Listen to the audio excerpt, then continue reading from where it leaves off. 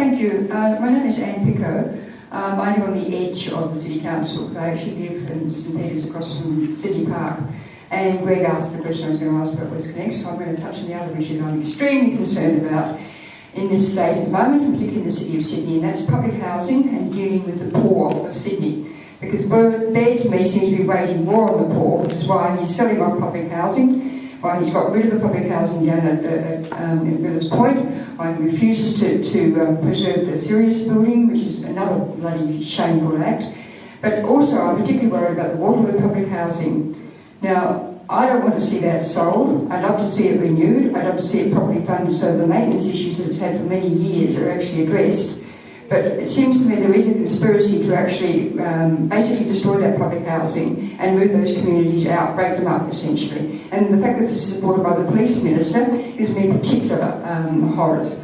I think we need to preserve that, so I want to ask all the candidates, what will you do to preserve public housing? That is publicly owned housing for people who cannot enter the rental market. That's not the same as social housing, it's not the same as affordable housing. And where it's such a small stock of public housing, we really must preserve it.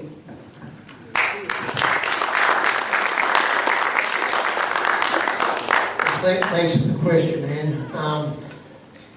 Public housing has to be one of the most pressing issues that is facing this city today. In New South Wales, we used to pride ourselves being an egalitarian community. We're losing this in Sydney, and we're losing it rapidly. Now, public housing and the maintenance of public housing, and I would suggest we need to increase public housing by at least 15-20% in the City of Sydney to restore the diversity that we once had.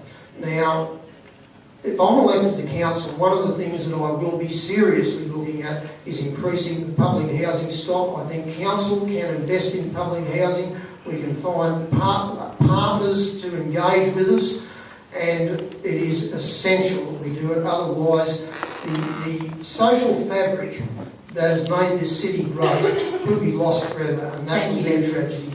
Thank you.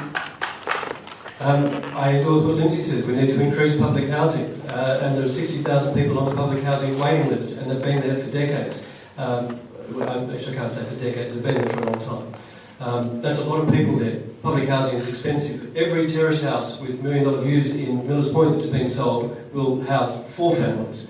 So I think we can have empathy, but we can have practical empathy. We can actually help these people rather than just, shedding a tear and doing nothing. It costs money. The government is reinvesting this money into more public housing. Where? Yeah. Well, how can people get there? Throw them out of their houses. The same thing's proposed for Waterloo. People do not want to be compulsorily relocated. You're breaking up communities. Half the people in there do not have a first language of English and are really struggling to understand what's going to happen to them, and they are getting no information. Well, I can't speak to the specifics of how the individual... If you're standing for this council, you damn well should know about that. Well, firstly, the state government I do know in terms of Millers Point, and Millers Point, when there were some elderly residents, I know Minister Hazzard went down and met with some of those, and there have been individual arrangements made for some of those to stay in their communities. I do support the principle of not having these grim blocks like Westcott, where it should be a mix. As I said, one of the things I said I like about King's Cross is allowing people to stay in their communities, but you shouldn't have these silos of just public housing. So yes, there should be mixes. Thank you. Yeah. It's not Westcott, it's Northcott. Graham lives there. That's okay. It's dreadful what's happened to the public housing stock in the City of Sydney. It's absolutely dreadful. It's dreadful that people hold a view that public housing tenants shouldn't live in the City of Sydney and that their property should be sold. It's dreadful that there is the type of social cleansing program going on by the state government, which is resulting in huge scale losses of socio-economic and other important diversity that we all so value about our city. I just don't have words strong enough to describe how awful it is. I am a strong advocate of the maintenance and support of public housing. The city has a target of 7.5% of public housing. It's a sensible target. It's nowhere near what we've got now, and we're losing public housing rapidly. And so it's my view that as Labor Lord Mayor, we would fight for this with great passion and fight for the maintenance.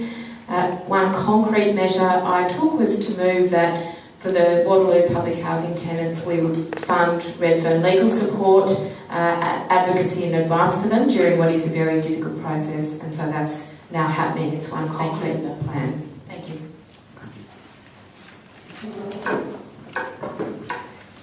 Frankly, I think it's bloody disgusting, the situation of public housing. I've never been homeless and I've never been told to leave where I was living and building a community. I think to enforce that, I think to dictate that to our residents is us as a government abdicating our responsibilities of protecting our residents. In the 4 years that I've been a councillor at the city, I have respected the fact that there are many others who have not had the same opportunities perhaps, or are in different circumstances, and it is our job as government, as elected representatives, to be the advocate for all of our residents, not just one side or the other. There's a lot of good work that has been done for the city, and I'm sure that the Lord Mayor will give you a history of the circumstance of public housing and how it's deteriorating and what could be done. But the very fact that any of those topics came up, that the Millers Points residents were thrown out, that is just disgusting for any level of government to claim being the author of any plan like that. Social engineering and social cleansing is not what our community should be about, and it is not something I have ever supported in the 4 years on council, nor would I ever further support that. As a Lord Mayor, excuse me, but as a Lord Mayor candidate, what we have to do is more. Increase our targets, increase our funding and resources, and do something about it, as well as standing in front of any other level of government that wants to throw our residents out. Thank you.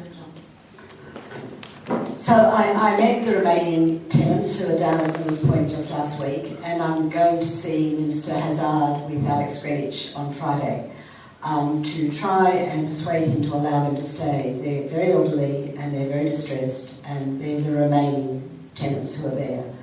The tenants in Waterloo I met yesterday, and I was able to tell them that the Minister of Planning now will work with the city about what's going to happen at Waterloo, and he has maintained that the standards that the city sets for development will be respected. So I think Waterloo is still a work in progress. I think what's happened at Millers Point is appalling, and I hope that Minister Hazard will allow those remaining vulnerable people to stay there to age in place. That's what they're asking.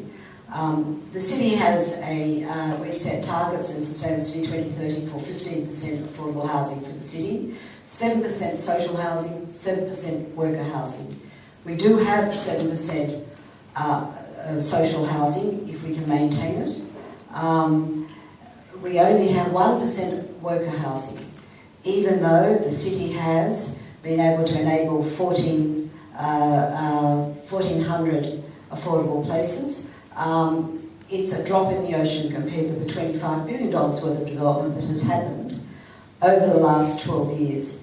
And you know, we are again putting to Minister Stokes that we're able to extend the levy that we're only allowed impose in Green Square and Pyrmont Ultimo right across the city, and we specifically are requesting for it to be in the CBDs. We do the new controls there as a way of getting more worker housing. Now, this is for police and nurses and teachers and medium to low income people who can't afford city prices now. So I did lobby the then Labor government in 2009 to allow us to extend our levy across the city. We wanted to have a 4% levy across the city in 2009, and we were refused. In fact, I got a letter from the Director for Planning saying the Labor government doesn't support imposing levies on developers. Now, if we'd been able to do that, we'd have another 2,000 homes in our city. We're strongly urging Minister Stokes to allow us to do that. And you know, if the government allowed all local governments to have a levy on development, it would make all the difference between allowing people to live in the places where they work and what's going on now. And of course, what's going on now means there's all that congestion on the road, and what's going on now is that someone does a 12-hour stint at King's Cross and has to travel to the Blue Mountains or Gosford to go home at night, and it's totally unacceptable. We lose all our good people. And so that's the situation. But we want to ensure that in the future there will be 15% affordable housing, 7% social, 7% worker housing. Thank you, Lord Mayor. Now,